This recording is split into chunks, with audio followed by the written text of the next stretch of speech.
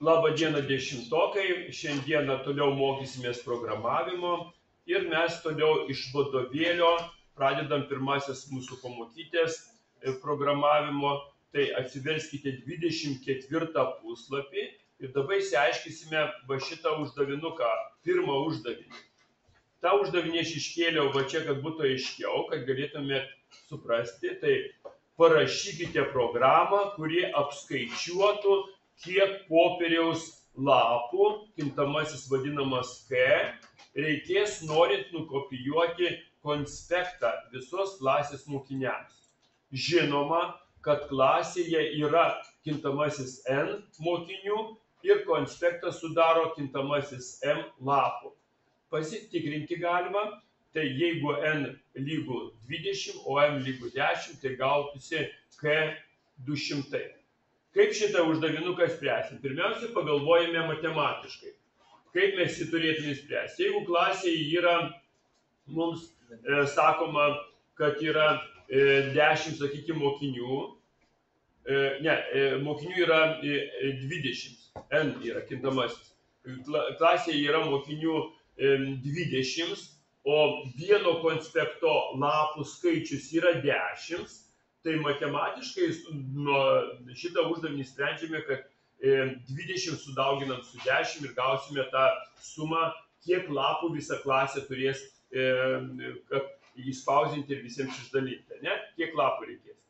Tai dabar kaip tai realizuoti programoje, aš dabar rodysiu su kodė bloko programa, jūs atidžiai viską žiūrėkite ir padarykite tą darbelę. Aš čia dabar nuo nulio pradėsiu visai pasileisiu naujai kodė bloką, susirandam kodė bloko programą, susirandame kodė bloko programą, rodau, kaip kodė bloko pirmas lapas turi atrodyti ir spaudžiame nuorodą Create a New Project. Create a New Project.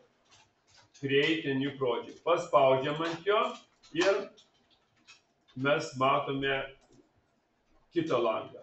Pasirenkam C++. Čia nurodome, kur mes padėsime tą savo darbą. Tai tos 3 taškus, jeigu paspausite, tai nurodysite kelią, į kur reikia eiti, kur bus tas dokumentas. O čia užrašome 24 puslapio PSL pirmas uždavinys. 1. 24 PSL 1. Ne? O toliau nieko rašyti nereikia, jis automatiškai viską pagauna ir spaudžiame Next. Toliau, būtinai išlaikome GNU kompiliatorių, jokių kitokių kompiliatorių nejunginėjom. Čia varnytės negalima dėti, nes kompiliuoja tinkliai, nerodys rezultato.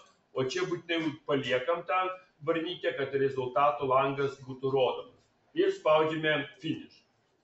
Kaip atsirado Finish, tada jeigu yra maint va šičia viskas va šitaip tvarkingai, tai viskas gerai, tada spausite ant šito pliuso ir 2 kartus maint. Jeigu jo nėra, va aš parodysiu, kaip nėra.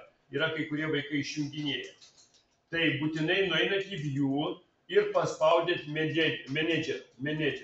Ir tada atsiranda ir būtinai projekt įsirenkam, ne file, ne symbol, ne resurs, o projekt. Ir tada main dalyje mes matome šitą langą, su kuriuo mes dirbsime, dabar kompiliuosime. Dabar aš jį išdidinsiu, kad visi vaikai matytų. Ir dabar rodysiu, kaip mes tą darbą su puslapiais įspręsime. Tai pirmiausia, mums reikalinga kintamuosius. Kintamieji tai yra, kaip ir matematikoje, tai yra tokie, kurie keičiasi, ne? Bet juos mes galime įvardyti vardais, raidėmis, negalima tik tai rezervuotais žodžiais ir skaitmenimis negalima įvardyti kintamoje. Tai dabar čia mes žinome, kad sveiko tipo bus skaičiai, tai nebus jokių realių po kablelio, bus sveiki skaičiai, todėl yra duomenų tipas naudojimas int. Dabar mes žinome, kad kintamuosius mums nurodė, todėl labai griežtai ir mes laikysimės, turi būti N kintamasis, M ir K. N,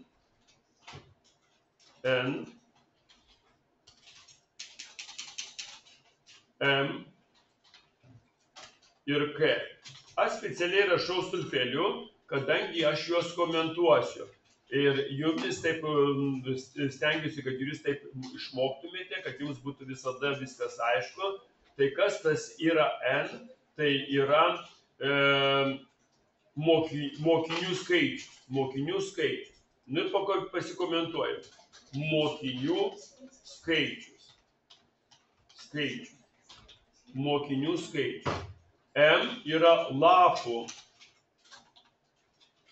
Vieno konspekto, kiek yra vienam konspekte lapų. Tai yra, konspektas sudaro M lapų. Vieną konspektą sudaro M lapų. Vienas konspektas. Vieno konspekto lapų skaičius. Ir K yra, kiek lapų reikės nupjauti, kiek iš viso lapų bus visai klasiai panaudota. Kiek iš viso bus visai klasiai panaudota lapų. Kiek viso lapų reikės. Taip, tai mes turime šitos kintamuosius. Dabar mums reikia, kadangi jie besikeičiantis, tai čia yra duomenys, va čia yra M ir N yra duomenys. Tai juos įvedame. O K yra rezultatas. K yra rezultatas. Tai dabar mums duomenys reikia žinoti. Tos duomenys reikia žinoti. Tai pirmiausia, mes turim sužinoti, kiek mokinių klasėje yra. Kiek mokinių yra klasėje. Su CEUT eilutė mes paprašom išvesdami į ekraną vartotojo, kad jis įvestų, kiek mokinių yra klasėje.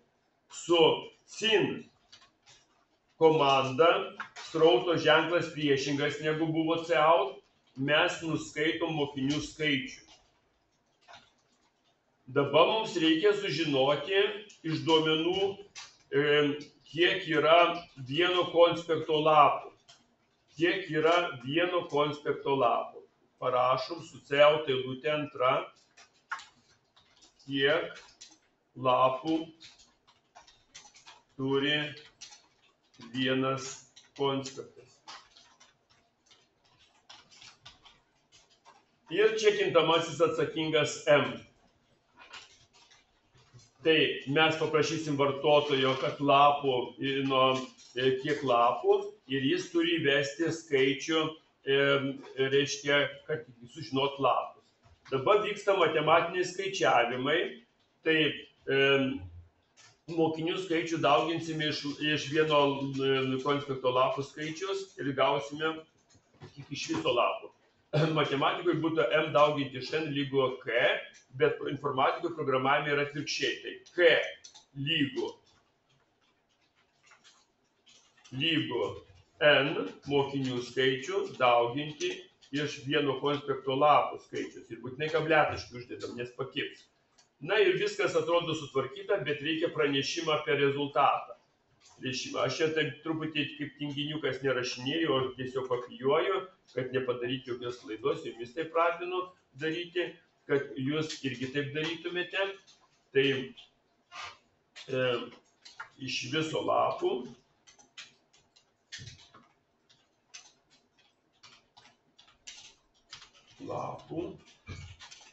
x porą tarpų padarom, čia galime, kad būtų gražus dvitaškis.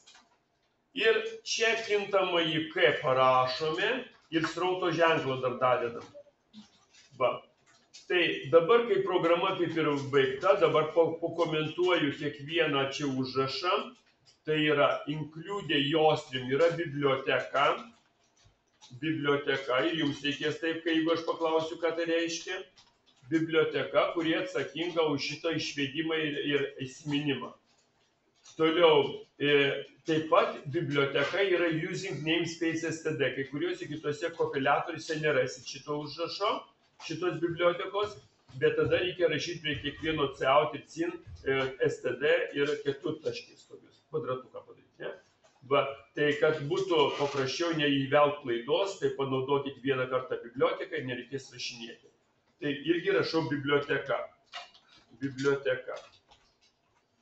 Toliau yra kintamųjų aprašymas, sveiko tipo kintamieji, int duomenų tipo reiškia, ir kintamieji n, m ir k. Toliau yra išvedimas į ekraną, paprašymas vartotojo, kad įsivestų, įspėjimą, kad reikia įvesti ir programa įsimena, ką įsiveda. Ir čia jau taip yra. Dabar išvedimas. Čia yra skaičiavimai. Skaičiavimai yra. Skaičiavimas. Ir čia rezultatas išvedamas į ekraną. Programa gražina nulį, return po viso parodymo ir įsivalo. Ir programos pabaiga. Šitas lankelis programos. Dabar kopeliuojam, pasižiūrime, gal kokią klaidelę, kokią nors kablelį nepadėjom, kokį taškiuką nepadėjom. Tai viską pranešimą duos. Juodas langas rodo, kad viskas yra gerai. Dabar dėmesio, jeigu lietuviškai rašė kaip aš, bus kringeliukai, ne? Kringeliukai. Tai reikia nelietuviškom raidėm rašyti, kompiliatoriui internete, jeigu darome, tai galima viską rašyti lietuviškai, ten dar turi kitokią koduotę. Tai kiek klasėje mokinių yra? Tai ten rašome 20. Kiek lapų turi vienas konspektas? Čia rašom 10. Ir tada iš viso lapų reiks 200. Kaip ir viskas, programa baigta. Tai dar kartelį parodau tą programą. Šitą programą jūs turite turėti.